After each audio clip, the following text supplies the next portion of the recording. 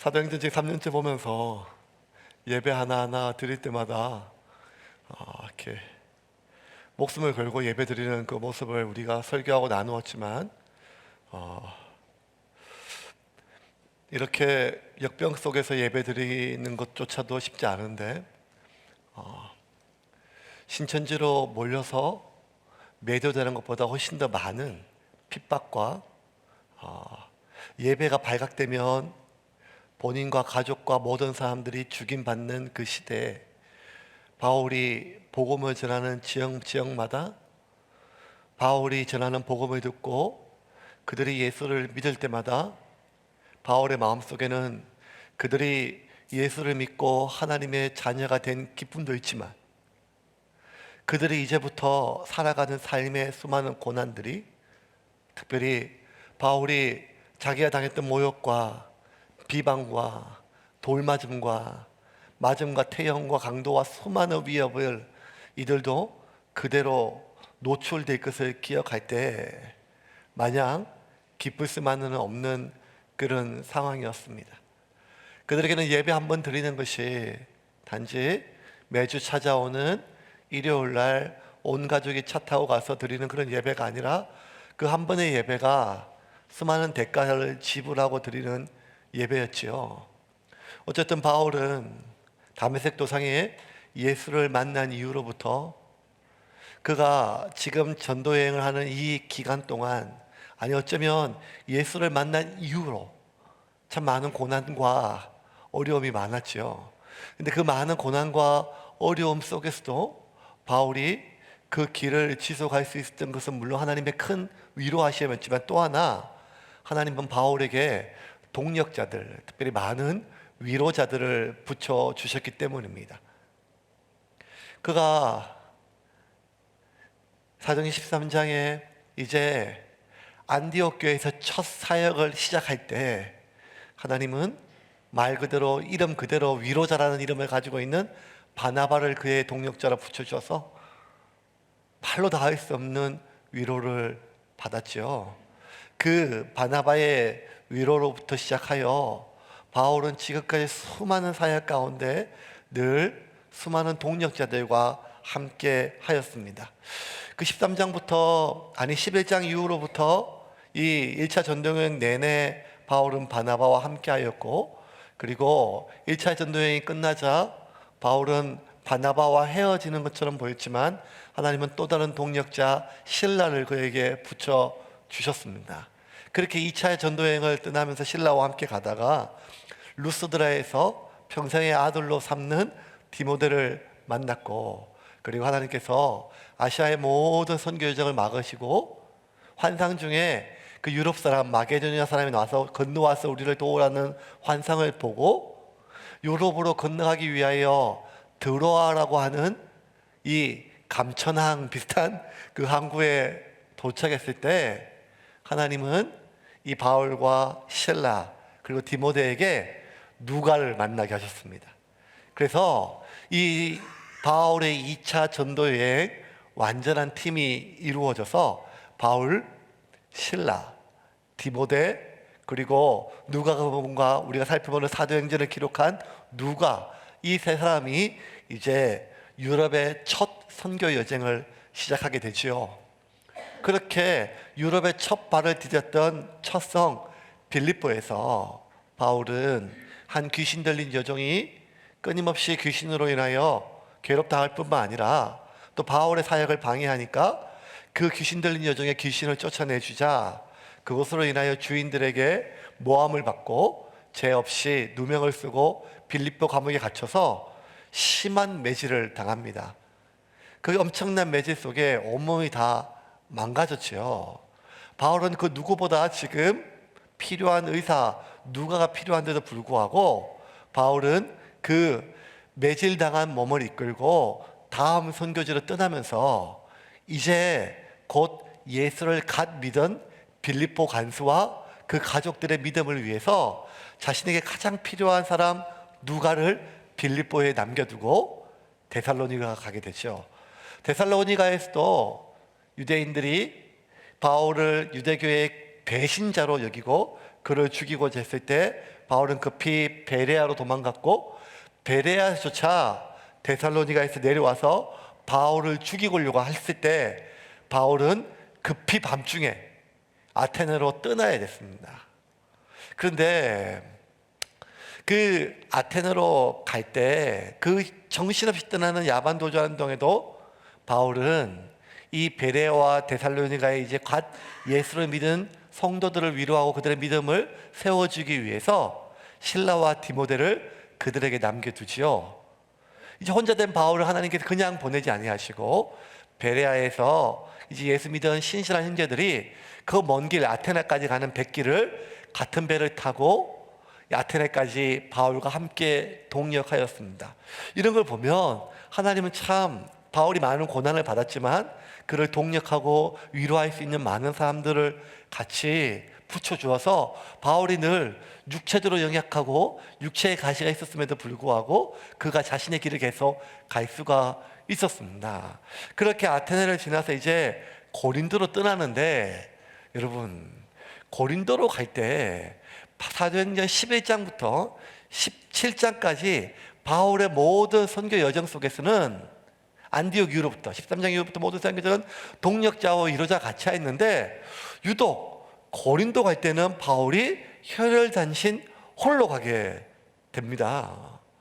이제는 누구도 하나 동행하는 사람이 없이 그 고린도로 왔을 때 이 바울이 얼마나 마음이 적적한 게 아니라 참 외롭고 어떻게 해야 될 줄을 모를 상황이죠. 사실 참 힘들고 어려울 때 옆에서 곁을 둘 수 있는 한 사람, 이것만큼 귀한 것이 없거든요. 그런데 이 바울의 몸 상태를 누구보다 잘 알고 있었던 누가가 이 바울의 홀로 가는 고린도 선교 여행 가운데 안 그래도 몸이 지금 많이 망가지고 힘든데 바울이 홀로 고린도를 떠났을 때 고린도에서 어떻게 사역을 진행했을까 걱정이 많이 되지 않았겠습니까? 그런데 바울은 그 고린도에 도착했을 때 누가가 바울이 누구를 먼저 가장 만났는지에 대해서 오늘 사도행전 18장의 기록을 먼저 설명하고 있습니다. 1, 2절 같이 한번 볼까요? 1, 2절입니다. 같이 읽겠습니다. 1, 2절입니다. 시작. 그 후에 바울이 아덴을 떠나 고린도에 이르러 아굴라라 하는 본도에서 난 유대인 한 사람을 만나니 글라우디오가 모든 유대인을 명하여 로마에서 떠나라 한 고로 그가 그 안에 브리스길라와 함께 이달리아로부터 새로 온지라 바울이 그들에게 가매. 누가의 관심은 바울이 그 혼자 지금 모든 사역에 단 한 번도 혼자 간 적이 없는데 고린도에 홀로 떨어진 바울이 과연 누가 그를 도왔을까 하는 관심이 집중되는데 이 누가의 기록은 이 고린도에 도착했을 때 하자마자 다른 모든 기록은 뒤로 하고 고린도 교회 기록할 게 얼마나 많았겠어요. 그런데 1절 아테네를 떠나 고린도에 도착하고 2절에 보면 2절 볼까요? 아굴라라 하는 본도에서 난 유대인 한 사람을 만나니 고린도에 있어서 첫 사역 가장 중요한 기록을 누가는 뭘 하는가 하면 한 사람을 만났는데 그가 누군가 하면 아굴라라고 하는 본도에서 난 유대인 한 사람을 만났다는 거예요. 그러니까 우리가 잘 아는 것처럼 브리스길라와 아굴라, 그 아굴라 남편 아굴라예요. 이 아굴라라고 하는 사람은 그 터키 북동쪽의 본도라고 하는 지역에서 태어났어요. 그런데 그 지역에 살지 못하고 그 지역에 태어났지만 유대인이었죠. 유대인. 디아스포라예요. 디아스포라는 예수님이 태어나기 722년 전에 북이스라엘이 아수르에 대해서 완전히 멸망당하고 다 흩어지고 586년에 남유다가 바벨론에 의해서 완전히 멸망당하고 이 철사줄에 두 손 꽁꽁 묶인 채로 뒤돌아보면 이렇게 떠나는 것처럼 다 쫓겨났을 때 이 유대인 인구의 대부분이 다 흩어졌어요. 그리고 그 땅에 남겨진 유대인, 그래서 유대인 땅보다 전 세계에 흩어진 유대인들을 디아스포라라고 불러요. 디아스포라. 그리고 이 바울이 전도하는 이 시대에는 이 이스라엘 땅에 사는 사람 유대인보다 디아스포라에 흩어진 유대인들이 2배나 많았습니다. 그래서 이 본도에서 태어난 유대인 아굴라가 어쩌어쩌한 이유로 이탈리아 로마까지 가서 살게 되었고 거기서 좀 가문이 좀 괜찮은 브리스길라라고 하는 한 여인을 만나요. 만났는데 이들은 유대인이고 그리고 로마 시민권이 없었어요.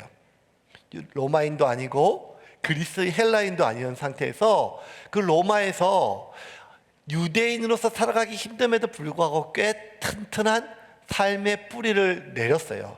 그 이유 중에 하나가 뭔가 하면 이들의 직업이 천막을 만드는 일이었어요. 천막을 만드는 일. 3절에 보면 생업을 같이 함으로 함께 사니 그 생업은 천막을 만드는 것이다. 천막.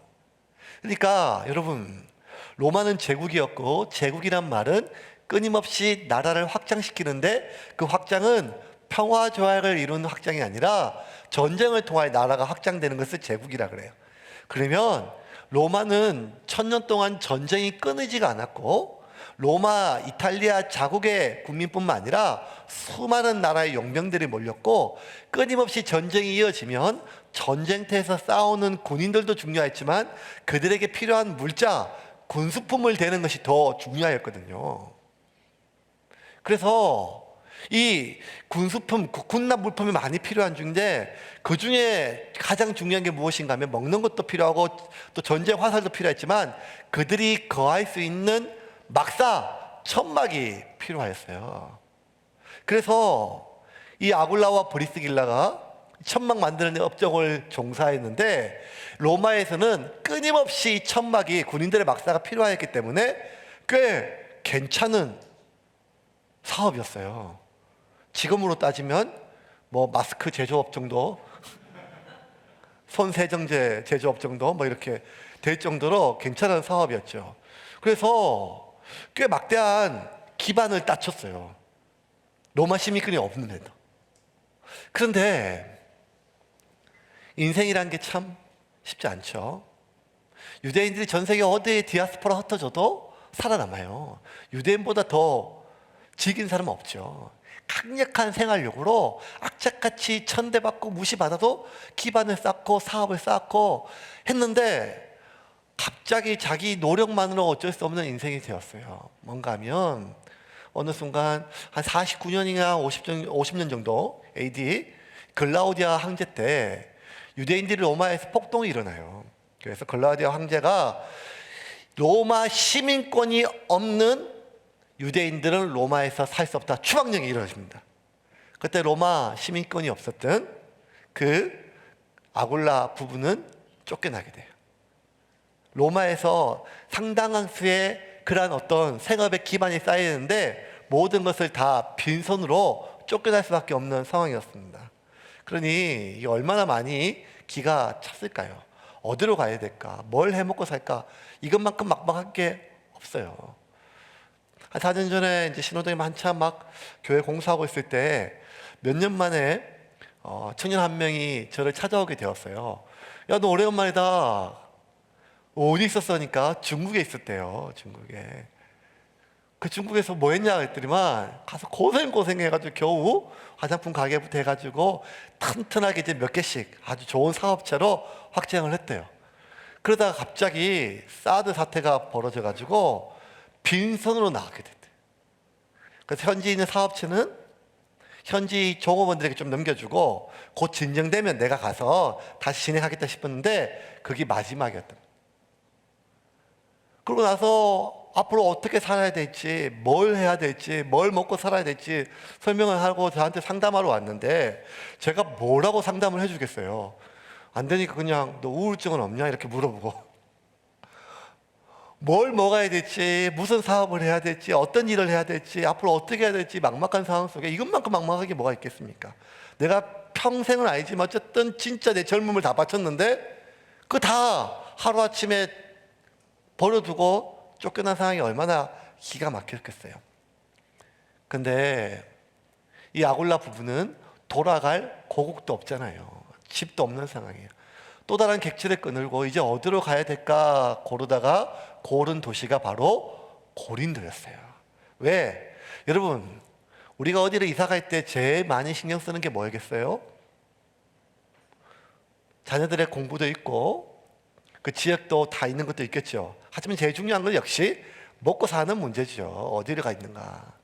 그런데 여러분, 이 아굴라와 브리스길라 부부가 왜 고린도를 정했는가 하면, 이 당시 그리스 남쪽에 그 반도 쪽에 올림피아라고 하는 올림픽이 열리는 도시가 있었고, 그 인근에 고린도 도시는 로마의 한 4대나 5대 정도 되는 도시의 아주 큰 도시였어요.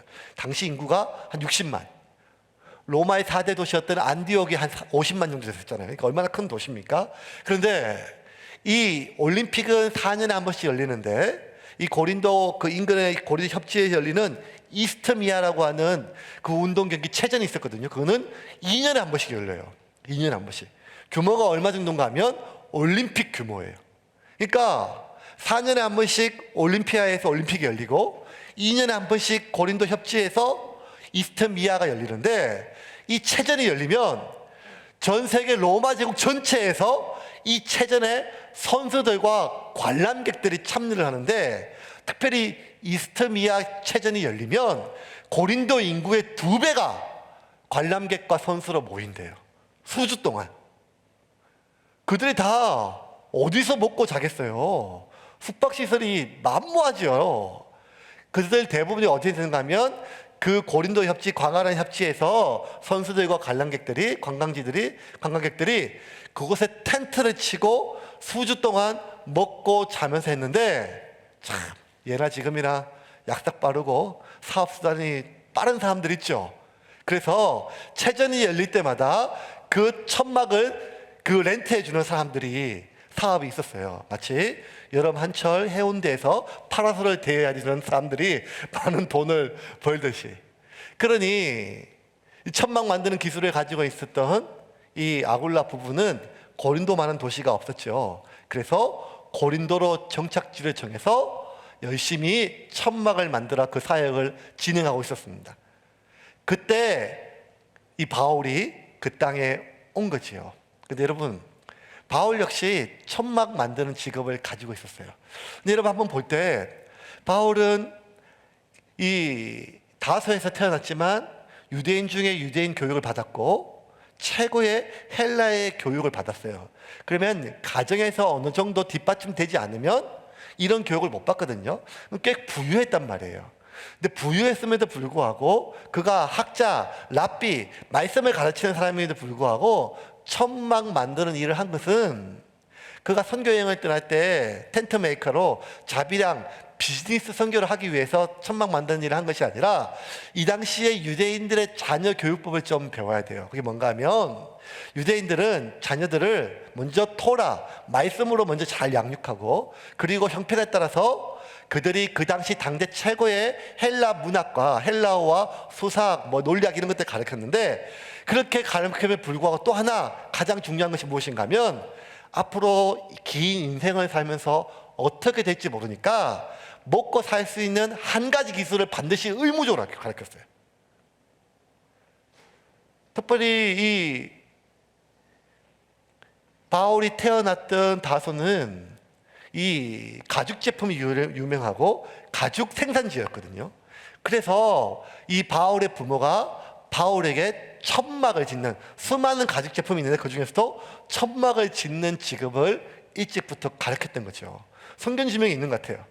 그리고 그 일을 통해서 결국 1차, 2차, 3차 모든 전도 여행 가운데 바울이 천막을 짓는 이 일을 통해서 비즈니스 목회를 할 수 있었습니다. 선교를 할 수 있었고 자비랑 목회를 할 수 있었죠. 어쨌든 바울이 고린도에 도착하자마자 이 브리스길라와 아굴라 부부, 아굴라를 만나게 되고, 그리고 그들 집에 함께 머물러 살면서 생업이 같기 때문에 같이 일하면서 고린도에 머물게 되었습니다. 3절입니다. 3절 말씀 같이 읽겠습니다. 3절입니다. 같이 읽겠습니다. 시작. 생업이 같으므로 함께 살며 일을 하니 그 생업은 천막을 만드는 것이더라.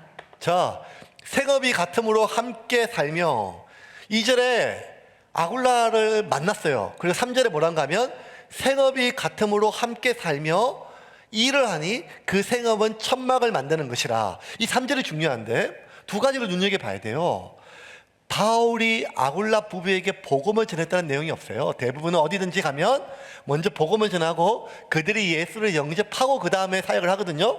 근데 이걸 보면 이미 바울이 2차 전도여행 가기 전에 로마까지 복음이 전거돼서 예수를 영접한 사람들이 있었고, 바울이 로마서를 기록할 때는 이미 로마를 한 번도 방문한 적이 없는 바울이 로마에 있는 성도들에게 보낸 걸 보면 이 아굴라 부부는 이미 로마에서 복음을 영접하고 예수님을 영접했던 부부예요. 그래서 이 바울이 그들에게 가서 생업이 같음으로 함께 살며, 생업이 같다고 같이 살진 않아요. 예. 제일 부산에서 제일 친한 친구 김배현 목사하고 제일 친한데 같이 생업이 같거든요. 일주일에 한 번씩 밥을 먹지만 같이 살지도 않거든요. 그러고 싶지도 않아요, 제가. 같이 사는 거는 쉬운 문제가 아니거든요. 이걸 보면 같이 천막 만들기 때문에 아굴라 부부가 바울이 굉장히 기술이 좋기 때문에 우리 집에 먹고 자면서 같이 이 사업을 번창하자, 이거는 아니었다는 거죠.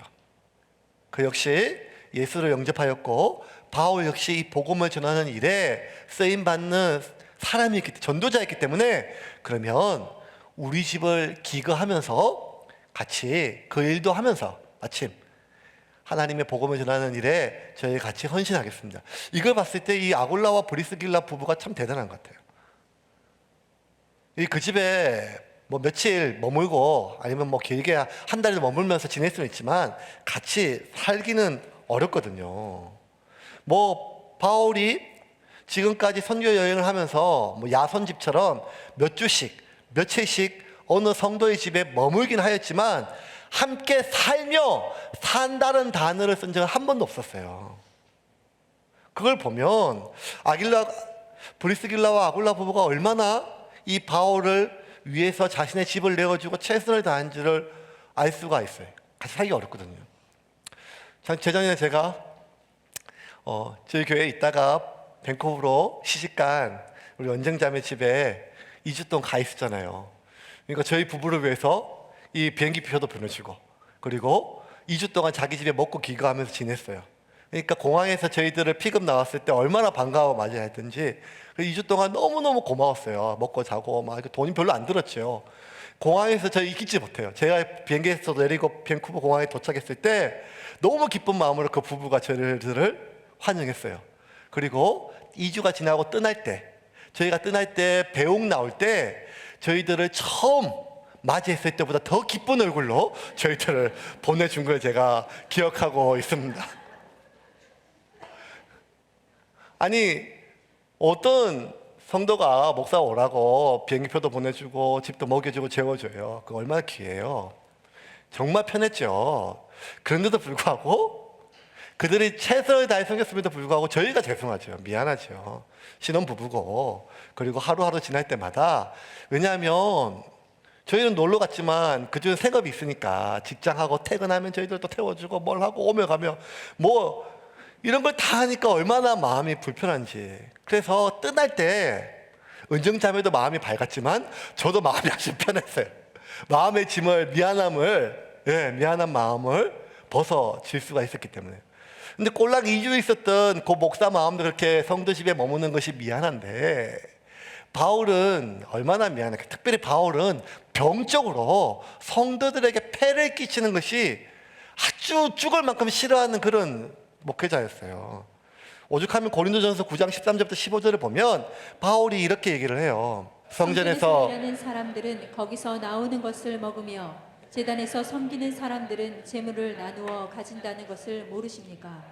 이와 같이 주님께서도 기쁜 소식을 전하는 사람들은 그 일을 통해 먹고 살 수 있도록 하셨습니다. 바울이 뭐라고 얘기한가 하면 14절 아까 바울의 자신의 사도권에 대해서 이야기하면서 성전에서 일하는 사람들, 성전에 나오는 거 먹고 막는 건 당연하다. 이와 같이 주님께서도 기쁜 소식, 복음을 전하는 사람들이 그 일을 통해서 먹고 살 수 있도록 하셨다. 목사가, 선교사가 그 일을 통해서 교회 성경 받는 거 당연하고 하나님 명령이다. 그러면서 15절, 그러나 나는 이런 권리를 하나도 사용하지 않았습니다. 여러분들에게 복음을 전하면서. 그리고 여러분이 나에게 그렇게 해달라는 뜻에서 내가 이 말을 하는 것도 아닙니다.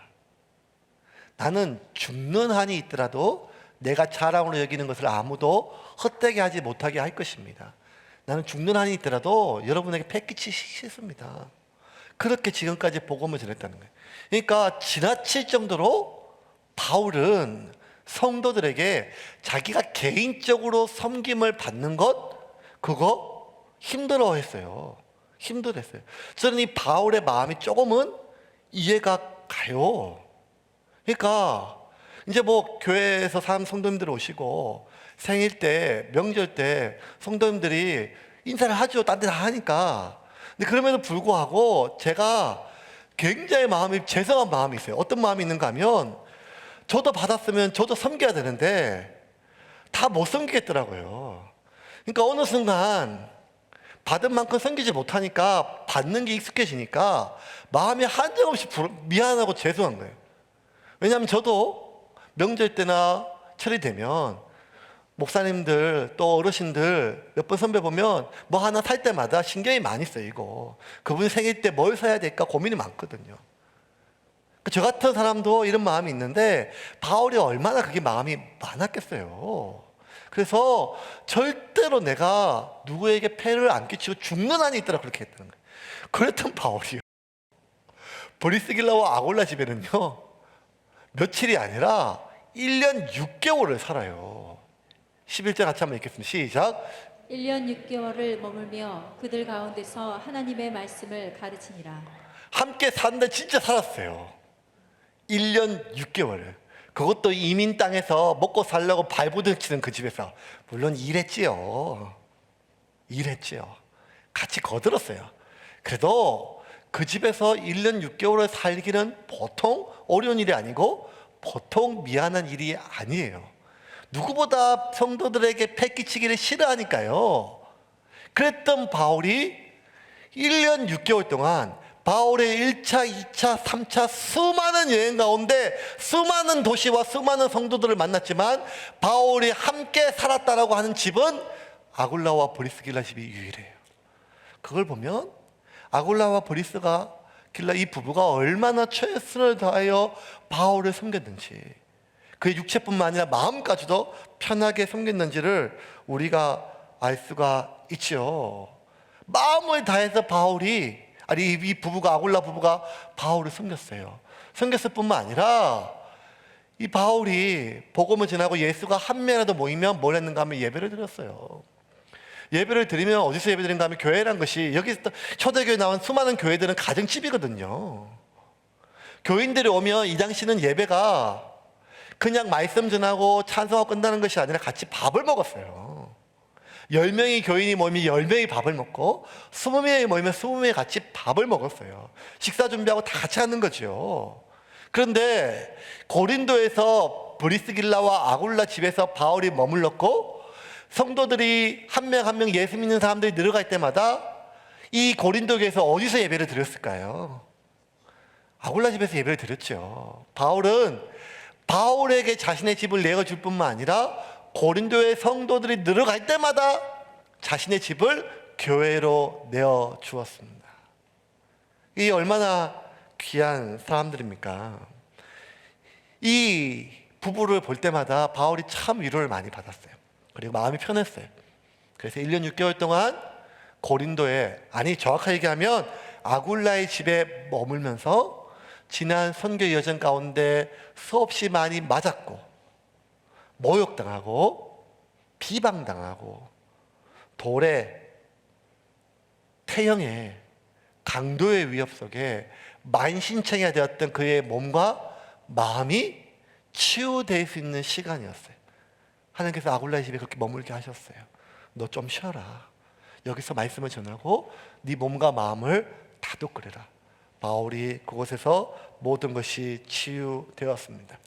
1년 6개월 동안 바울이 복음을 전하고 치유를 하고 그리고 모든 사역이 끝났을 때 이제 바울이 본토로 안디옥 교회로 파송했던 교회로 귀환하게 될 때 바울이 홀로 귀환하지 않고 바울을 누가 보좌해 주는가 하면 이 아굴라 부부가 보좌해 줘요.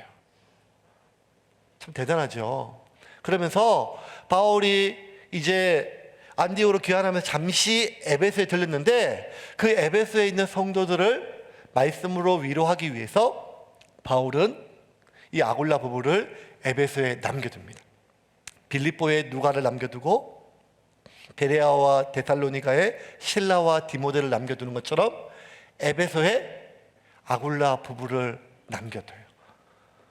저는 설교 준비하면서 이 아굴라의 부부의 삶을 쭉 살펴보면서 어떤 게 제일 많이 와닿고 참 이 사람이 대단한가 싶은가 하면, 아니 지금 로마에서 쫓겨나가지고 고린도의 기반을 쌓기 위해서 얼마나 노력을 많이 했을까요?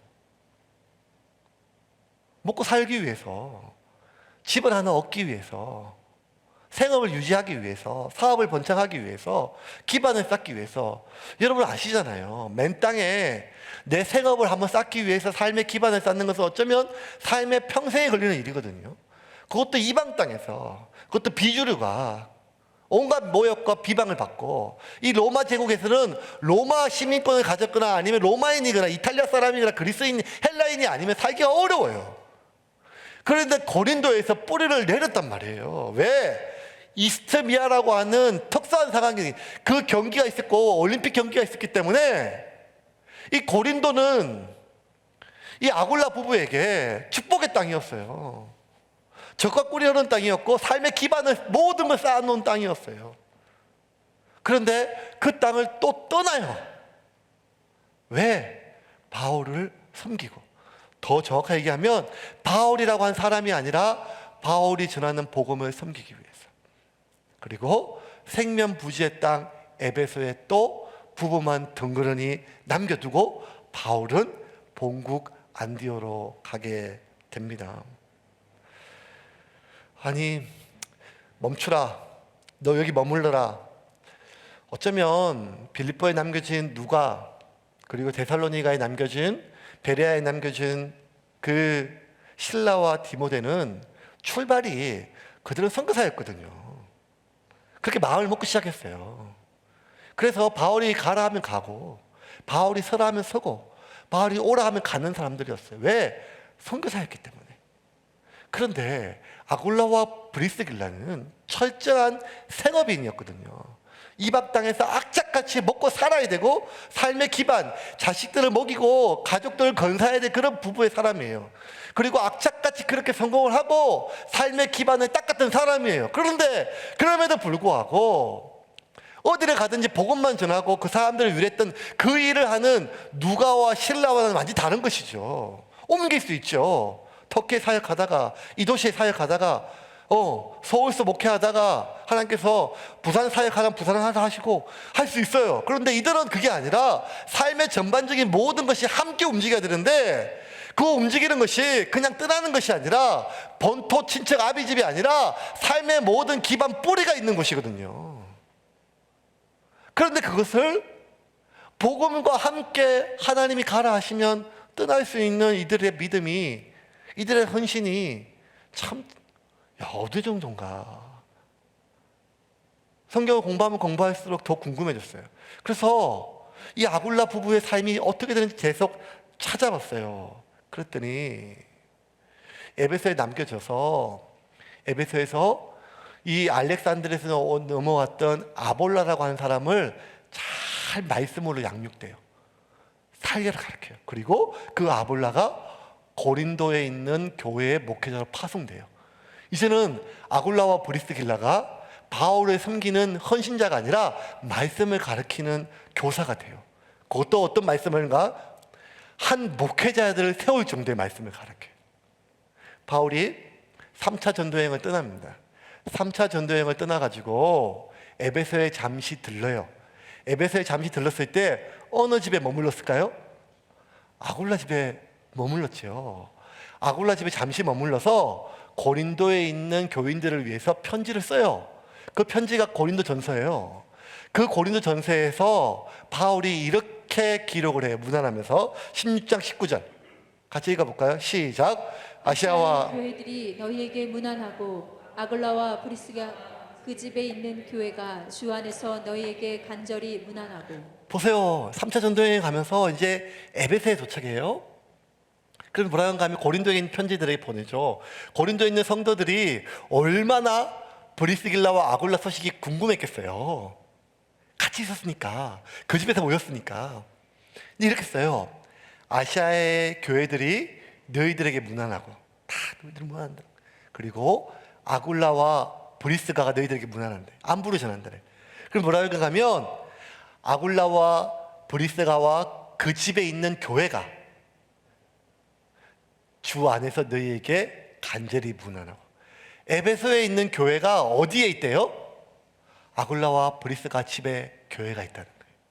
그러니 에베소에서도 이 아굴라 부부는 자신의 집을 교회로 내어주고 에베소 최초의 교회가 되었던 거죠. 그리고 바울은 또 계속 전도 여행을 가는데 에베소에서 어느 정도 기반이 닦였는데 아굴라 부부에게 어떤 소식이 들렸는가 하면 자신들을 쫓아내었던 이 글라우디오 황제가 죽었다는 얘기를 들었어요. 그래서 이들은 에베소의 모든 삶의 기반을 버려두고 또 어디로 가는가 하면 로마로 다시 돌아가요. 그리고 바울이 고린도에서 로마에 있는 교인들에게 편지를 쓸 때 가장 먼저 또 물었던 안부가 뭔가 하면 아굴라와 브리스굴라를 안부를 물어보면서 이 부부에 대해서 뭐라고 소개하는가 하면 볼까요? 로마서 16장의 3절부터 5절 같이 읽겠습니다. 같이 읽겠습니다. 시작. 너희는 그리스도 예수 안에서 나의 동역자들인 브리스가와 아굴라에게 무난하라. 자, 너희는 다시 3절. 너희는 그리스도 예수 안에서 나의 동역자들. 그 전까지 바울의 동역자는 실라였어요. 바나바였어요. 디모데였어요. 그런데 이제 아굴라와 브리스길라 이 부부가 자신의 사도의 반열처럼 나의 동역자라고 소개를 해요. 궁금한 거예요. 또 그 고생하러 로마에 갔는데 로마가 어떤가 하면 모든 것을 잃고 쫓겨났던 건 딱인데 다시 복음을 위해 갔다는 거예요. 그러면서 4절에 이렇게 얘기해요. 4절에 같이 읽겠습니다. 그들은 내 목숨을 위하여 자기들의 목까지도 내어놓았.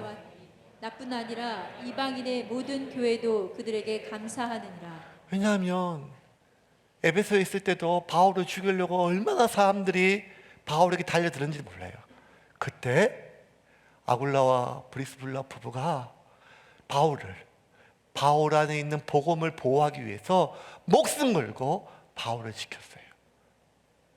이런 아굴라 부부에 대해서 바울이 어떻게 그들에 대해서 애틋하지 않을 수 없고 걱정 안 될 리가 어디 있겠어요.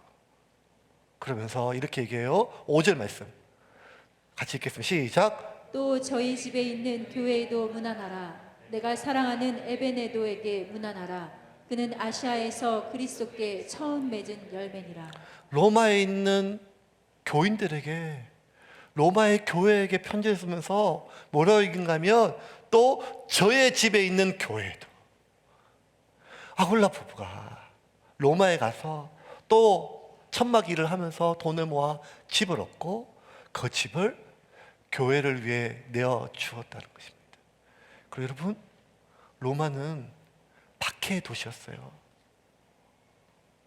그리스도인들이 잡히면 그 집과 가족들이 콜로세움의 짐승의 가죽을 뒤집어 쓰고 죽임당하고 밤마다 거리에 그들의 기름이 태워질 정도의 위험한 도시였어요. 그런데 그리스도인들은 자신의 신분을 숨기고 조용히 모여서 예배를 드렸는데 아굴라 부부는 로마에서 자신의 집을 교회로 내어 주었습니다. 모든 위험에 다 노출한 채로. 이걸 보면서 아니 도대체 이 부부는 어떻게 이렇게 악착같이 먹고 살기 위해서 살아남으려고 삶의 기반을 쌓기 위해서 일하고 또 기반을 쌓고 그러면 그 악착 같은 것에 사람이 집착이 생기기 마련이거든요. 자기 사업체, 생업, 그 고향. 그런데 하다못해 여러분 교회를 옮기려고 그래도 그동안 내가 부주 뿌린 게 얼마인데 우리 큰애 장가는 보내고 이렇게 할 정도로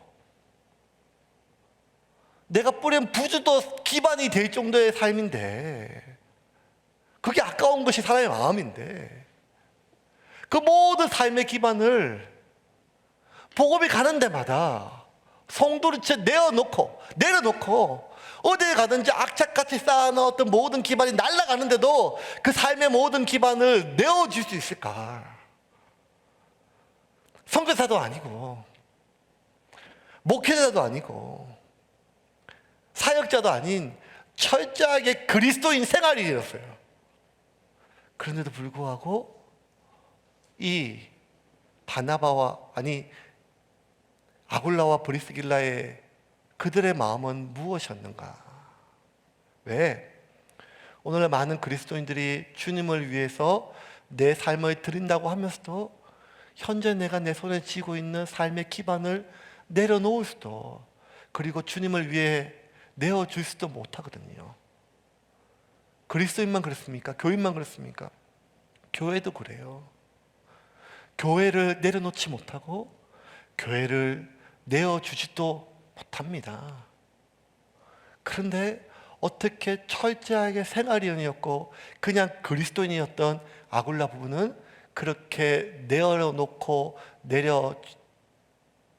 내어줄 수가 있었을까요? 말씀을 이제 좀 정리를 하겠습니다. 브리스길라와 아굴라 부부가 처음부터 이렇게 내어주는 건 같지는 않아요. 사도행전 살펴보면 아굴라 부부가 이 고린도에서 바울을 통해서 그전에 이미 예수를 영접했지만 제자의 삶이 무엇인지를 본 것이죠. 바울의 삶을 통해서 이게 그리스도인의 삶이구나. 그냥 찬양할 때 주님 내 삶을 드립니다 라고 고백하고 끝나는 것이 아니라, 예배할 때 내 삶을 드립니다 라고 끝나는 것이 아니라 내 전부를 내어주는 삶은 이런 것이구나.